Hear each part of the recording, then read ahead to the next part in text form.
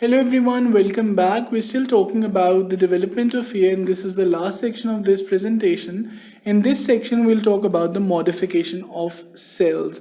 Primarily, we'll talk about the modification of ridge cells. We've talked about the formation of ridge in the inner ear. We'll see how these cells modify. Then we'll talk about the formation of hair cells, their functions. We'll see how the utricle and the semicircular canals develop, and finally we'll see the derivatives of the various components of the ear.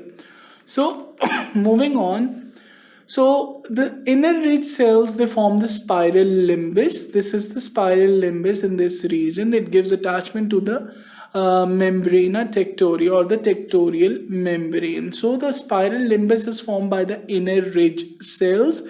The inner ridge cells give the attachment to the give attachment to the tectorial membrane or membrana tectoria. So the outer ridge cells, the more important cells, form two rows of inner hair cells. So these are the inner hair cells. There are two rows of inner hair cells and 3 to 4 rows of outer hair cells.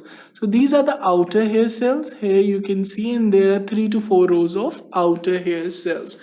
So the outer ridge cells are responsible for the formation of hair cells. So there are two types of hair cells, the inner hair cells and the outer hair cells. There are 2 rows of inner hair cells and 3 to 4 rows of outer hair cells, as can be seen in the figure here. So what are hair cells? So they are sensory cells of the auditory system. These sensory cells and tectorial membrane coming together form the organ of Corti. The sound waves that are produced when the membrane tectoria touches the hair cells is carried to the brain via the auditory nerve. So these hair cells are in close association with this tectorial membrane. So when this tectorial membrane touches the hair cell, when a sound is produced, the tectorial membrane and hair cells come in contact with each other. These signals are then carried by this auditory nerve and the spiral ganglion to the brain. Now let's talk about the development of utricle and the semicircular canals. So during the 6th week of intrauterine life, 3 semicircular canals, they develop as outpouchings of the utricle. So we talked about the development of the saccule. So the saccule developed into an auditory component. Now we're talking about the development of the utricle, and it will form the equilibrium part of the ear. Now the equilibrium part of the ear is formed by the semicircular canals. So it is 6th week of intrauterine life. The 3 semicircular canals, they develop as outpouchings of the utricle. Now one end of each duct, it dilates to form the ampulla. Ampulla is a dilated part, so one end of each this outpouching of each duct, it dilates to form the ampulla. Now at the same time, the other end remains narrow and it forms a crus non-ampullar.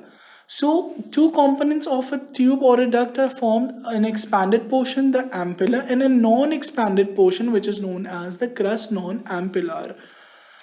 Now the fusion of crus ampullar of anterior and posterior semicircular canals take place. So the fusion of crus ampullar of the anterior and posterior semicircular canals takes place. As a result, the communication of the semicircular canal with the utricle is by 5 openings.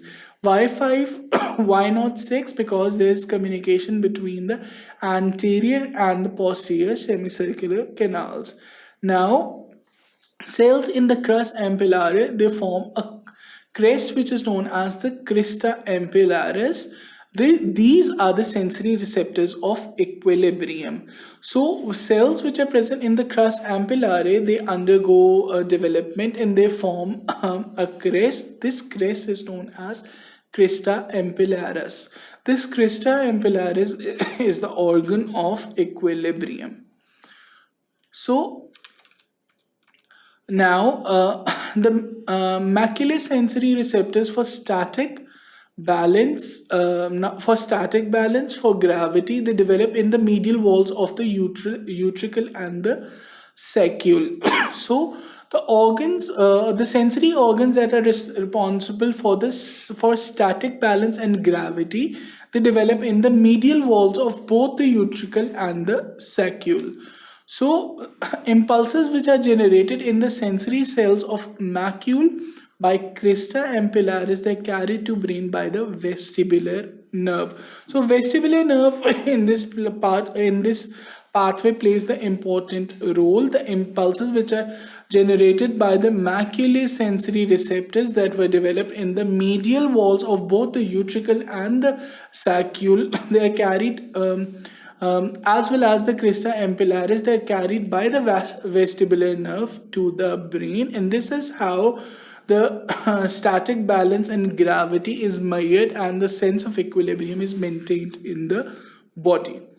So talking about the derivatives of various components of the ear, so this is an all-inclusive table which takes into account the development of the sources of development of various components of the ear.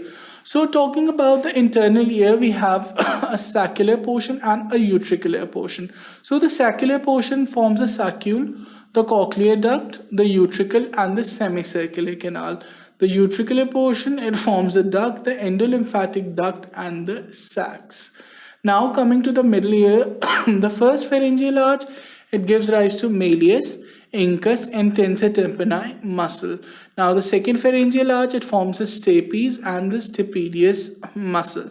Now the first pharyngeal pouch, it forms the pharyngotympanic tube and the middle ear, which is the tympanum. And the first pharyngeal membrane is responsible for the production of tympanic membrane.